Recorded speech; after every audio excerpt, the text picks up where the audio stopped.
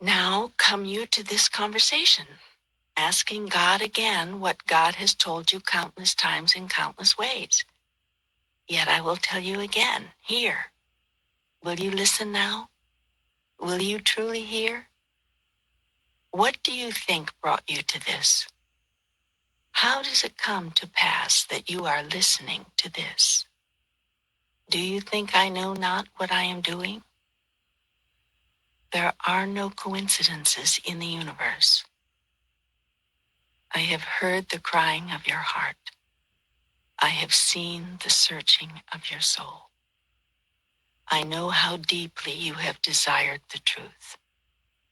In pain have you called out for it, and in joy. Unendingly have you beseeched me, show myself, explain myself, reveal myself. I am doing so here in terms so plain you cannot misunderstand, in language so simple you cannot be confused, in vocabulary so common you cannot get lost in the verbiage. So go ahead now, ask me anything, anything. I will contrive to bring you the answer. The whole universe will I use to do this, so be on the lookout. This is far from my only tool. You may ask a question, then put this down, but watch, listen. The words to the next song you hear, the information in the next article you read, the storyline of the next movie you watch, the chance utterance of the next person you meet, or the whisper of the next river, the next ocean, the next breeze that caresses your ear. All these devices are mine. All these avenues are open to me. I will speak to you if you will listen. I will come to you if you will invite me. I will show you then that I have always been there, always.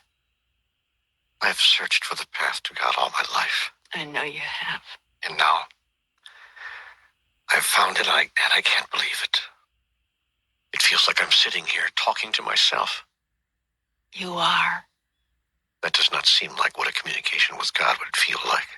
You want bells and whistles? I'll see what I can arrange. You know, don't you, that there are those who will call this a blasphemy, especially if you keep showing up as such a wise guy. Let me explain something to you. You have this idea that God shows up in only one way in life. That's a very dangerous idea.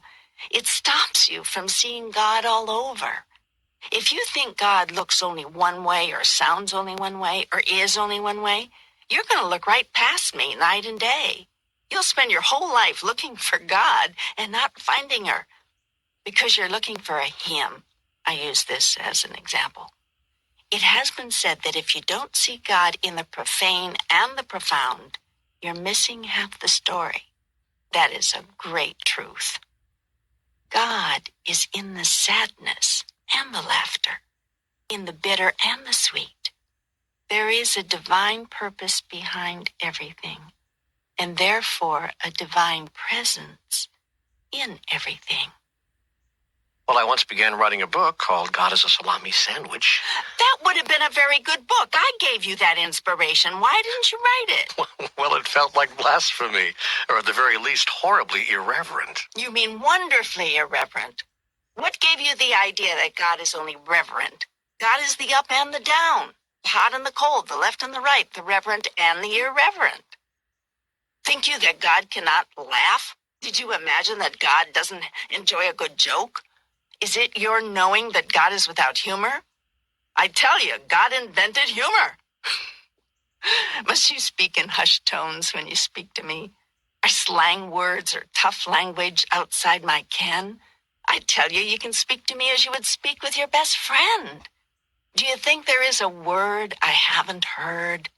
A sight I have not seen? A sound I do not know? Is it your thought that I despise some of these while I love the others? I tell you, I despise nothing. None of it is repulsive to me. It's life, and life is the gift, the unspeakable treasure